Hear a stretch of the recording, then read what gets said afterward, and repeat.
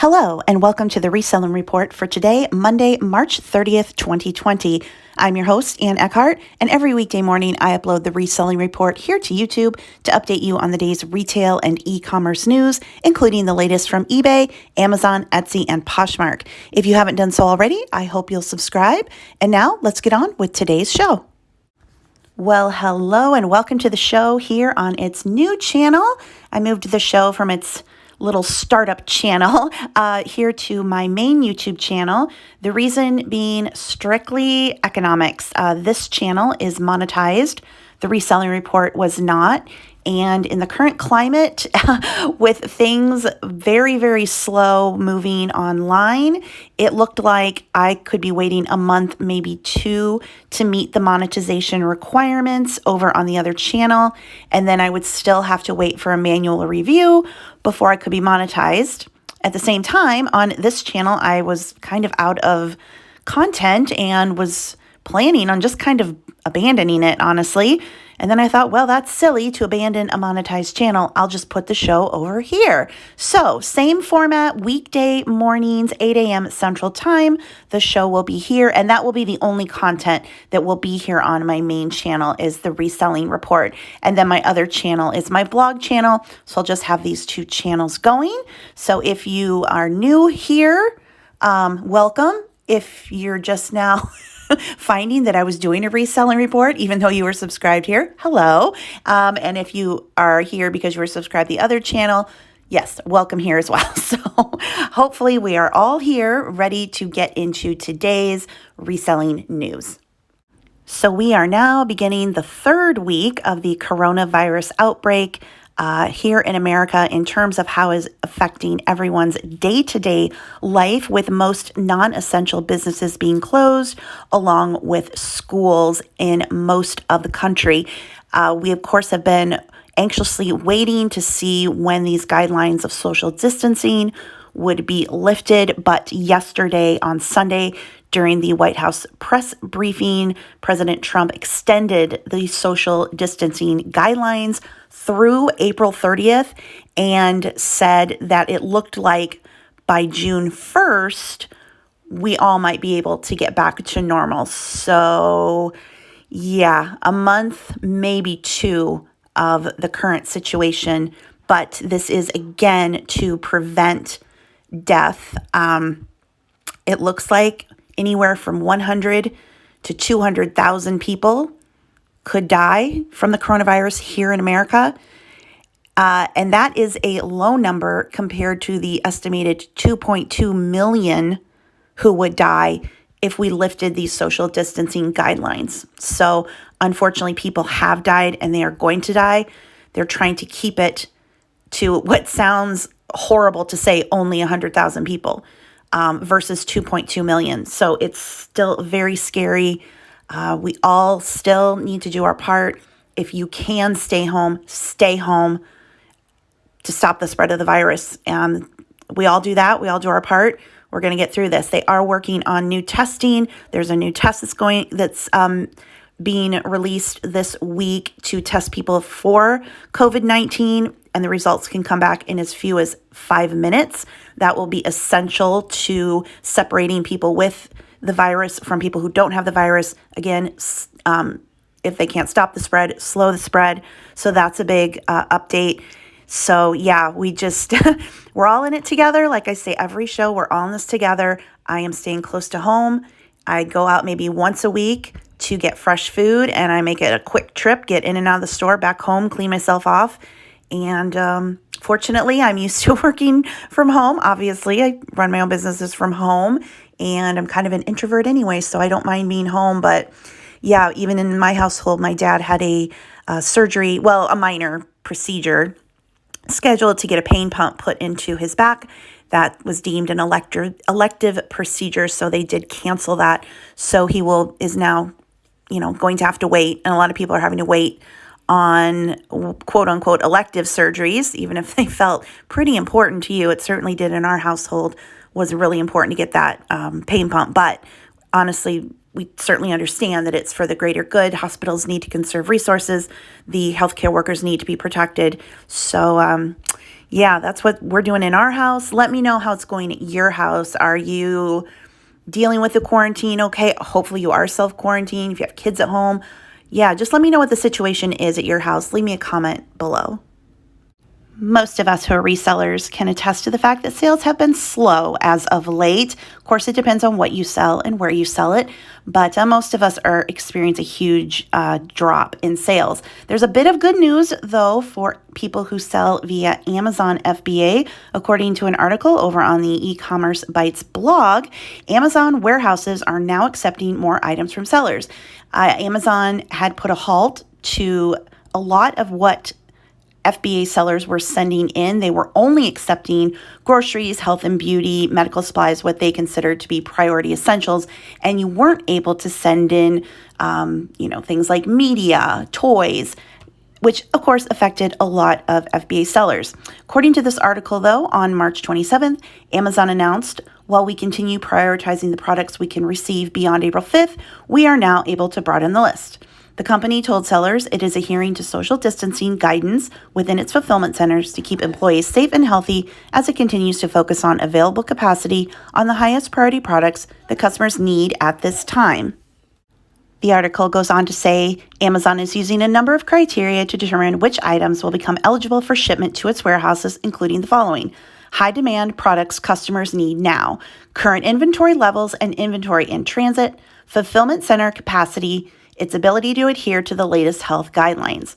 It then says sellers who participate in FBA can check out the restock inventory page and restock report in Seller Central, which it will regularly update as capacity allows. And so if you have an Amazon seller account, you can log into that for more information. The article does continue with some FBA sellers who are unable to send product to Amazon are turning to FBM, fulfilled by merchant, or merchant fulfill, which means you just ship the items to customers yourself. You don't send them to Amazon to do it. It says a seller who checked their restock report after today's announcement to find 0 eligible items said doing FBM was destroying their margins. An item we would net, say, $40 FBA, we can only net like $30 FBM. Some anxious sellers questioned whether the announcement meant things would return to normal on April 5th. In its FAQ, Amazon wrote, "Given the impact of COVID-19 is still developing, we do not have an exact date when operations will be fully restored. Instead, whenever possible, we will allow more products to be received while still ensuring our fulfillment centers are able to process high priority needs." Amazon ended its post with the following: "All of us at Amazon are working hard to restore regular operations, and we appreciate your patience and understanding." There is one note here at the end of this article that says, on a related note, Business Insider Nordic reports leaked emails show Amazon is moving full steam ahead with this year's Prime Day shopping extravaganza, even as it grapples with the coronavirus pandemic. I suppose the good news in all of this depends on what you are selling on Amazon via FBA, if it is something that Amazon is short of stock, and what warehouse you're sending it to. So, of course, it's going to vary by seller. Definitely let me know if you are an FBA seller and if this has affected you. Have you just stopped sending things in and are waiting, or have you turned to merchant fulfilled? Definitely leave me a comment below and let me know. There's a new post over on the eBay community's announcements board. It says changes to the out-of-stock duration, and this is from the eBay seller news team. "We're changing how long an item can be out of stock for. The out-of-stock option allows your good-to-canceled listings to be hidden from search results when the quantity is 0. As soon as you increase the quantity again, the listing will reappear in searches." Just to clarify, if you don't know what the out-of-stock option for good till canceled listings is, eBay describes it as this. If you set your listing duration to good till canceled, which is there any other option anymore? No. So basically, if you list on eBay, the listing will show for buyers until all your items sell. When that happens, the listing will end. However, if you regularly restock the item, then you can use your out-of-stock option to hide your listings from search results until the inventory refills. The out-of-stock option results in the following: all of your existing and future good till canceled listings use the out-of-stock option until you disable it. When the quantity of the listings becomes 0, your listing stays active but hidden from search results, and the listing appears in search results when you increase the quantity of items available. So this is for people who have multi-quantity items, and they're always kind of selling the same thing, and just depends on how much product they get in. So back to the post over on the announcements board. It says, normally listings are automatically ended if they have been out of stock for 90 consecutive days. To help you retain your sales history longer, from now on, we will keep your out-of-stock listings active for 180 consecutive days before ending them automatically. You may be eligible for an insertion fee credit. There is a link in this article to learn more about the insertion fee credit. Please note that if listings have been out of stock for an extended period of time, you may want to use other eBay tools and features, i.e. providing recommended item specifics, using negotiation tools such as best offer or offers to buyers, volume pricing, or promoted listings to help kickstart sales when you restock. So this post will be linked in the show notes below. Everything I reference on today's show will be linked in the show notes. So if this is something that affects you and you want to go over and learn more about the fee credit, you can find that link below the video. If you have a P.O. box at the post office but are not really wanting to go to the post office during this time, I personally utilize carrier pickup, so I only go to the post office about once a month just to check my P.O. box. And the only reason I have a P.O. box is just for safety and security, since I do have an online presence just to keep my privacy and security. I like to have my packages shipped from my P.O. box number, so I do have a P.O. box. But if you've been afraid to go, there is an update to how the post office is handling holding mail. So they have a new update on their site that says, in an effort to best serve our customers, we are temporarily modifying how we handle mail that must be returned to the delivery office due to a full box or the business not being open to receive delivery for an extended period. In order to accommodate businesses during this challenging time, we hold period from 10 days to 30 days before returning the items to sender. Once the business reopens, delivery should immediately resume unless other arrangements have been made. If the business fails to make alternative delivery arrangements or does not submit a request to hold or forward its mail after 30 days, the process of returning mail to the sender will resume. If businesses make contact after the 30-day hold period and moved, left no address orders have been processed, the post office will extend assistance as necessary to cancel and immediately resume delivery.